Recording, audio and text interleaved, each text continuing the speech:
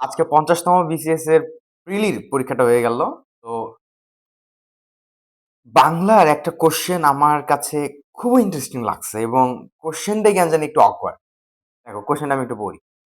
রস্বই এর মাত্রার উপরের অংশের নাম কি? দেখো রস্বই তার উপরে যে একটা মাত্রা থাকে এরকম, ওইটার ওইটার নামটা আসলে কি? দেখো অপশনগুলা কি বলছে? চৈতন, আকরি, পাগড়ি, জোর আকরি। ঠিক আছে? দেখো অ্যান্সারটা আমি বলি, আমি তো ভাই বুঝি না। অ্যান্সারটা হচ্ছে যে রসের উপর যে মাত্রাটা থাকে ওইটার নামটা হচ্ছে চৈতন। হ্যাঁ? ওইটার নাম হচ্ছে চৈতন। আবার ওর মধ্যে যে একটা প্যাচ থাকে পাগড়ির মতো ওইটার নাম হচ্ছে পাগড়ি। হ্যাঁ? আবার ধরো তুমি ক লিখতে গেছো। আগে ধরো ব লিখছো, ব থেকে যখন ক লিখতে যাও তখন যে ওইরকম একটা প্যাচ দিতে হয় ওইটার নাম হচ্ছে আখর। ঠিক আছে? তা আমি জিন্দেগিতে ভাই এর কোশ্চেনটা আমি দেখি নাই, কারো কাছ থেকে শুনি নাই, কোনো টিচারও পড়ায় নাই এইটা। হ্যাঁ?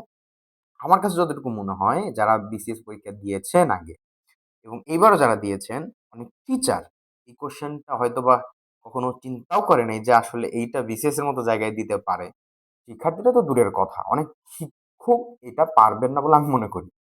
আমি অনেক জায়গায় দেখলাম, তো অনেক শিক্ষক এটা স্বীকার করছেন যে তারাও আসলে এটা পারবেন না বা পারতেন না আসলে।